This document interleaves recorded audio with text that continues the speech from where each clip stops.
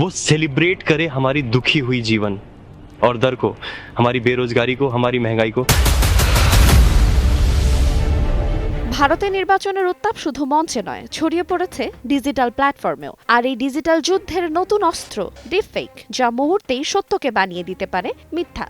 Hacking প্রতিরোধে ব্যক্তি পর্যায়ে কি করতে হবে? I am not Morgan Freeman. जो भारतवर्ष है अब अन्याय काल की तरफ। সম্প্রতি ভাইরাল এক ভিডিওতে দেখা যায় রণবীর সিং রাজনৈতিক বিষয়ে মন্তব্য করছেন। অনেকেই তা বিশ্বাসও করেন, কিন্তু পরে জানা যায় পুরোটাই ডিপফেকের কারসাজি। क्योंकि यहाँ का हर एक नागरिक लखपति है, हर एक के पास कम से कम 15 लाख होने। একই কৌশলে টার্গেট করা হয় বলিউডের মিস্টার পারফেকশনিস্ট আমির খানকে। তাকে একটি দলের হয়ে প্রচার করতে দেখানো হলেও অভিনেতার টিমের পক্ষ থেকে জানানো হয় এটি সম্পূর্ণ মিথ্যা। ঘটনাটি এতটাই গুরুতর যে তদন্তে নেমেছে পুলিশ।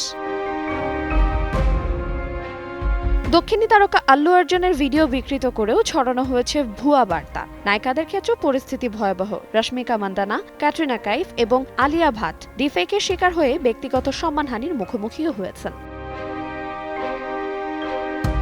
ডিফেক মূলত কৃত্রিম বুদ্ধিমত্তা বা এআই এর মাধ্যমে তৈরি এমন প্রযুক্তি যেখানে কারো মুখ, কণ্ঠ, এমনকি অভিব্যক্তিও হুবহু নকল করা সম্ভব। কৃত্রিম বুদ্ধিমত্তার এই প্রযুক্তি এখন এমন এক জায়গায় পৌঁছেছে যেখানে চোখের সামনে দেখা জিনিসও আর অন্ধভাবে বিশ্বাস করা যায় না, বিশেষ করে নির্বাচনের মতো সংবেদনশীল সময়ে।